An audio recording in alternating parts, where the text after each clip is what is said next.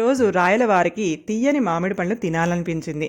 తన విశ్రాంతి మందిరంలోకి మామిడి పండ్లను తీసుకురమ్మని భటుడిని ఆజ్ఞాపించాడు.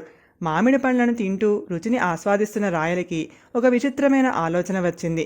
దాంతో వెంటనే కలవమని రామలింగడికి కబురు పెట్టాడు. రామలింగడు రాగానే అతడికి కొన్ని మామిడి పండ్లు ఇచ్చి తినమన్నాడు. ఇద్దరూ తింటూ ఉండగా రాయలు తను తిన్న మామిడి పండ్ల టెంకలను తన పళ్ళెంలో కాకుండా రామలింగడి పక్కన ఉన్న పళ్ళెంలో వేశాడు.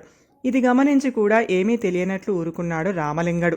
అతడిని ఆట పట్టించాలనే ఉద్దేశంతో, బాగా ఆకలి మీద ఉన్నట్టున్నావు, ఎన్ని పండ్లు తినేశావో చూడు అన్నాడు రాయలు. రామలింగడు తన పళ్ళెం పక్కన కుప్పగా ఉన్న మామిడి టెంకలను చూపిస్తూ, నేను ఆకలి మీద ఉన్న మాట వాస్తవమే, కానీ మీకంటే కాదు, మీరు టెంకలను కూడా విడిచిపెట్టకుండా తినేశారు అన్నాడు వినమ్రంగా. వాస్తవాన్ని అందంగా చెప్పిన రామలింగడి సమయస్ఫూర్తిని మనసారా అభినందించాడు రాయలు.